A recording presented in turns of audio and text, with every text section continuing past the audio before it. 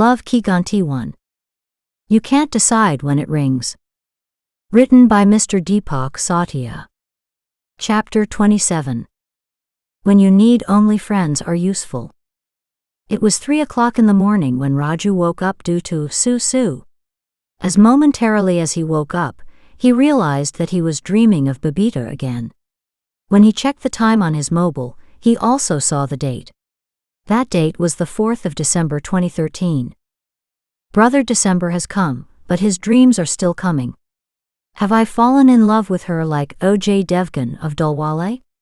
Thinking, Raju went to the bathroom, and while peeing, he looked at the mirror on the right side. Ajay Devgan from the film Dalwale was seen in the mirror. Raju was shocked. Frightened, he touched his face, and this time he looked at himself in the mirror. He wore the woolen cap due to the cold. Just because of that woolen cap his tired mind had shown him, Ajay Devgan. Hey Bhagwan, please save me. I don't want to wander around like a mad person saying Babita Babita, Raju said in his mind while peeing. Then he remembered that one should not take the name of Bhagwan while peeing. He immediately said sorry and stopped peeing. When he came out he remembered that Su was not finished yet. Annoyed with himself, he went to the bathroom again. This time he did not even look in the mirror. After some time he came back and went straight to bed without looking left or right. He did not have to experience anything new. Saying go to sleep, Raju started trying to put himself to sleep. 10 minutes had passed since Raju returned from the bathroom, but there was not even a trace of sleep in his eyes. Babita's lovely face was not letting him sleep again. He didn't even realize when he started saying Deek Ja or Mil Ja, please become visible to me and please come and meet me, instead of so ja, go to sleep. What am I talking about? Raju stood up as shortly as he came to know what his mind saying was. There was tiredness in the mind, but no sleep in the eyes. In this strange situation, when he saw the time again on his mobile, he got angry. This is how far you have come.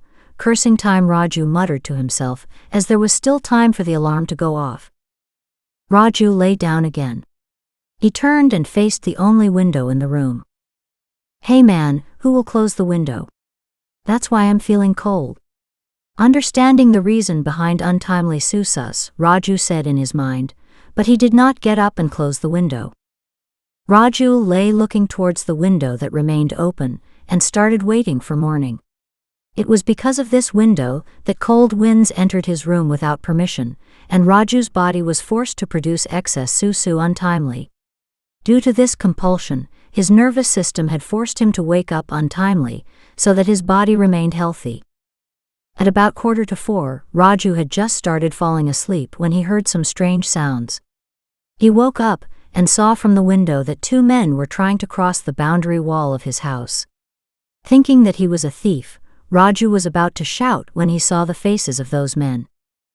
Those 2 were Gurikpal and Ashish. There was a house right in front of Raju's house.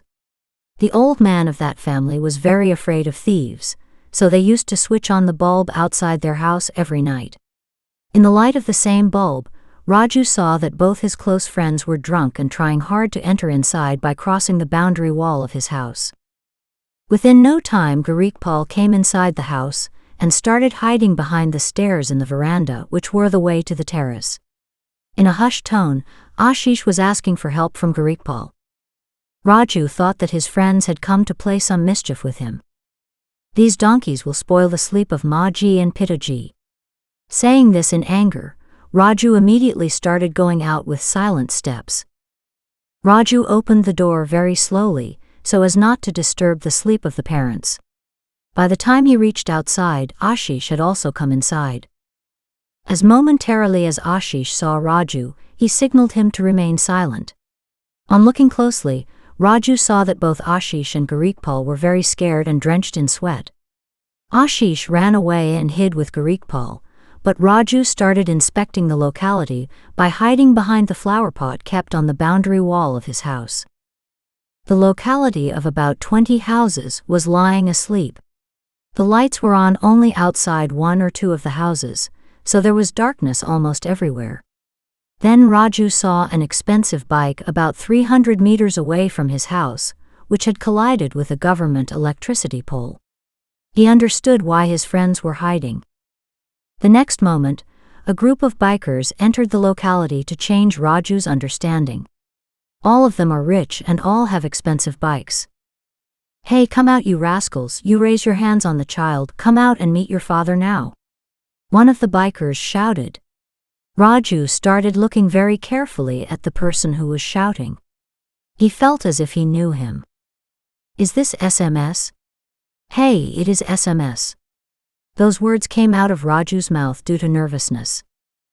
Raju had spoken softly, but his friends felt as if Raju had spoken through a loudspeaker. They folded their hands and asked him to keep quiet. Now Raju understood the real matter. His drug-addicted friends had messed with SMS gang, aka Shiv Mohan Sharma's gang.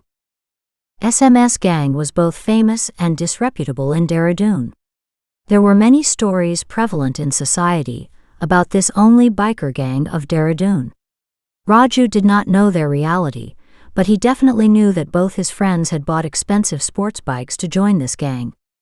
Especially Ashish wanted to join that gang by any means. The leader of the bikers, Shiv, was abusing and calling the two boys who had beaten up a member of his gang. From his words, Raju understood that his friends had surrounded one of Shiv's friends without any reason and beaten him very badly. But you were desperate to join his gang? Surprised, Raju asked while staring at Ashish. Frightened, Ashish pointed his eyes towards Garikpal in fear, due to which Raju came to know that like every time, this time, also Garikpal had trapped Ashish in some trouble.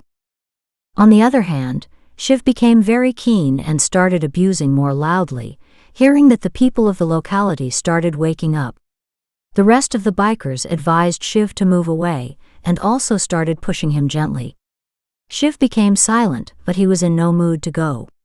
When he angrily looked left and right, he saw the enemy's bike which had collided with a pole. Give me the lighter, Shiv said to one of his friends. The friend was surprised and gave him a lighter and then asked him to leave. Shiv switched on the lighter. As momentarily as the lighter was switched on, a piece of music played, and after listening to it, Raju came to know that it was Ashish's lighter. Signaling his friends to leave, Shiv slowly went near the bike with a lit lighter. Looking left and right, he took out a knife from his pocket and very slowly started cutting the petrol pipe of the fallen bike. Within no time, petrol started flowing. He followed the stream of petrol on the ground and came 5 steps away. Shiv was doing all this slowly because he was hopeful that someone would definitely come out to save that bike.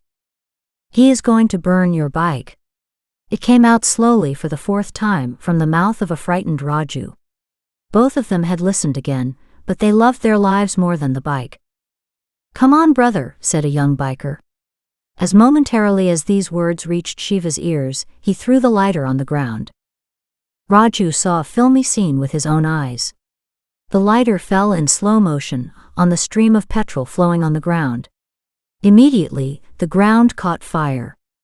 Then the fire moved in slow motion towards the bike worth lakhs of rupees, and within no time the bike was engulfed in flames.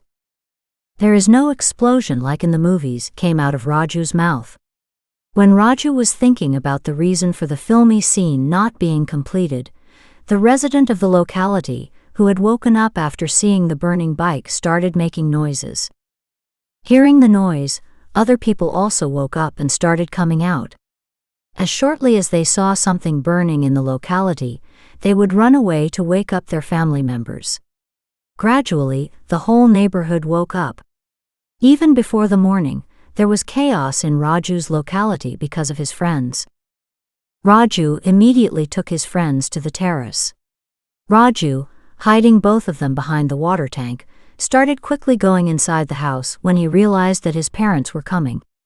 He hid under the stairs. Maji and Pitaji went straight out. Raju quietly went to his room. Ignoring the noise of the street, he tried to sleep by hiding his face in the quilt. He was already unable to sleep, and after watching the burning bike scene he completely lost the sleep. Raju forgot his problem and started cursing his friends. The sun rose and started moving rapidly in the sky. It was about 11 o'clock when the position of the sun reached that point where the sunlight fell into the eyes of the two drug addicts hiding behind the water tank. Both of them got up in a panic. It didn't take them long to remember what happened last night. "Where are we?" When Gurikpal asked Ashish, he took Raju's name. "Call him," said Gurikpal. Ashish calls Raju. When Raju saw the phone, he immediately came to the terrace. "Did anyone find out anything?" a frightened Gurikpal asked. Raju said that the police had come and taken action. Raju, who hid his friends on the rooftop, did not let anyone know that he knew the owner of the burnt bike. Raju's father had gone to work and his mother had gone to the neighbor's house, so Raju went to the terrace within 10 minutes with tea and snacks for his friends. Raju wanted to hear sorry from his friends, but friends wanted to hear sorry from Raju because he had not even met him for many months. Even before the tea was over, Gurikpal and Raju started arguing. "Hey, wait a minute, tell me why you are in such a bad mood. Did your father throw you out of the house?" When Ashish asked a guess, Raju got confused while arguing. "The mood is bad because of both of you," said Raju. "Stop the nonsense. Guri, just look at him. Tell me, is there something wrong?" Ashish said. As shortly as Gurikpal tried to look into Raju's eyes like a spy, Raju turned his face away. Friends understood that there was definitely dal mi kuch kala, something black in the lentils, which means there is something that Raju was hiding.